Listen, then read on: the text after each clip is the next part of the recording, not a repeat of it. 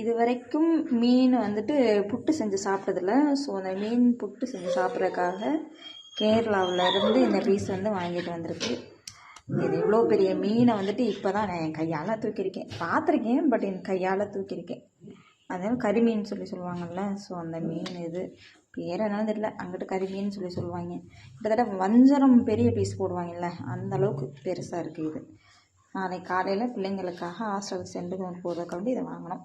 அடுத்து அதே இது வந்துட்டு பீஸ் போட்டு கொடுத்துட்டாங்க. குழம்பு வைக்கணும்னு சொன்னதுனால பீஸ் போட்டு கொடுத்துட்டாங்க, குட்டி குட்டி பீஸாக வந்துட்டு.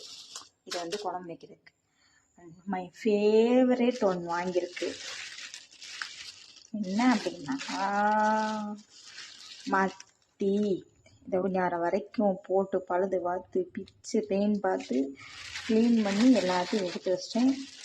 காலையில் ஹாஸ்டலுக்கு சமைக்கிறதுக்கு கிட்டத்தட்ட 2.5 கிலோ. ஏன்னா இது பொரிச்சாலும் சரி, கேரளா ஸ்டைலில் வந்துட்டு மீன் குழம்பு வச்சாலும் சரி அவ்வளோ டேஸ்ட்டாக இருக்கும். இதுவும் சரி, இந்த மீனும் சரி, கறி மீனும் சரி, கேரளா ஸ்டைலில் வந்துட்டு அந்த குழம்பு வைக்கும்போது ரொம்ப டேஸ்ட்டாக இருக்கும்.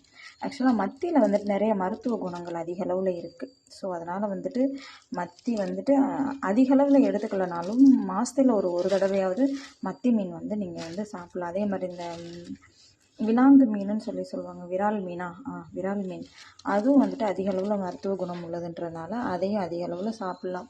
அதிக அளவில் சாப்பிட்லாம்னா டெய்லி சொல்லலை, மந்த்லி ஒரு 2 டைம்ஸ் அந்த மாதிரி நீங்கள் சாப்பிட்டீங்க அப்படின்னா உடம்புல வந்துட்டு நல்ல எதிர்ப்பு சக்தி கிடைக்கும்.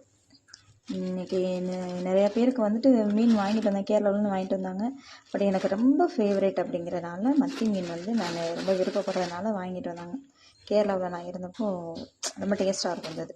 ஸோ அதை வாங்கிட்டு வந்துருந்தேன். இது வந்துட்டு நாளைக்கு இது தனியாக ஒரு குழம்பு, இது ஒரு தனியாக குழம்பு, பொரியல், அண்டு இது வந்து புட்டு வைக்கிறதுக்கு. எனக்கு ஆக்சுவலாக இது தான் பிடிச்சிருக்கு, ரொம்ப பிடிச்சிருக்கு. வஞ்சரம் மீன் சைஸில் நல்லா செம்மையாக இருக்குது. ஓகே, சாப்பிட்டு பார்த்துட்டு நாங்கள் உங்களுக்கு சொல்கிறேன் நாளைக்கு.